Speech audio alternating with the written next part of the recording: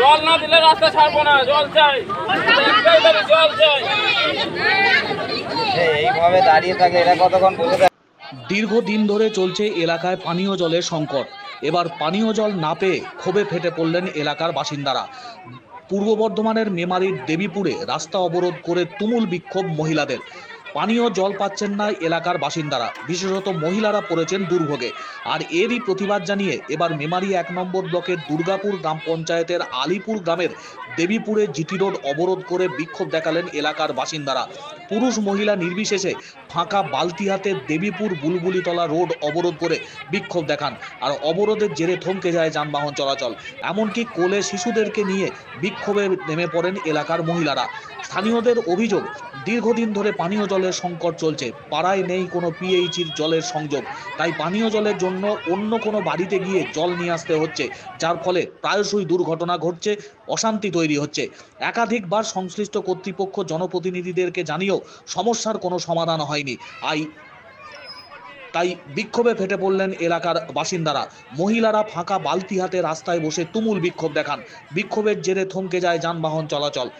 Debipur Bulbulitala road অবরুদ্ধ হয়ে যায়। অবিলম্বে পানীয় জল সরবরাহের জন্য প্রয়োজনীয় পদক্ষেপ গ্রহণ করতে হবে বলে দাবিতে সরব আন্দোলনকারীরা। অবরোধের জেরে যানজট তৈরি হয় রাস্তায়। বিক্ষোভ অবরোধের খবর পেয়ে ঘটনাস্থলে পৌঁছায় মেমারি থানার পুলিশ। স্থানীয় বিক্ষোভকারীদের সঙ্গে কথাও বলেন তারা। পরবর্তী সময়ে পুলিশ প্রশাসনের হস্তক্ষেপে অবরোধ তুলে নেন। তবে দ্রুত যদি সমস্যার সমাধান না হয় তাহলে ফের আন্দোলন শুরু করবেন এলাকার বাসিন্দারা বলে স্পষ্টত হুঁশিয়ারি দিয়েছেন। জলের সমস্যার কারণে ক্ষোভে ফেটে পড়লেন এলাকার মহিলারা।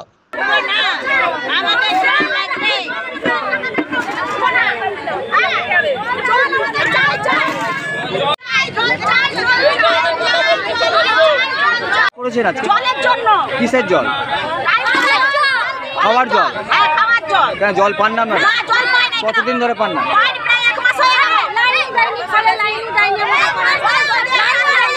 জলের লাইন দেয় না,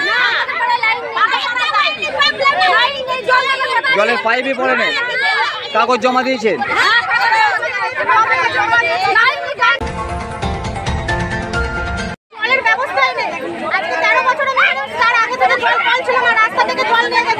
তারপরে এখানে নিজেরা ব্যবস্থা করে কল নিয়েছিলাম, সে ব্যবস্থাটাও বন্ধ, মানে জল তো দেয়ই না, দুদিন দেয় আর বাদ বাকি দিন দেয়ই না। কোন পঞ্চায়েত এটা? এটা 1 নম্বর পঞ্চায়েত, দুর্গাপুর গ্রাম পঞ্চায়েত। এখন জলের দাবি নিয়ে অবরোধ করেছে। হ্যাঁ, জল দিন, জলের ব্যবস্থা করে দিন। আমরা এখানে নাম? অজয় চন্দ্র।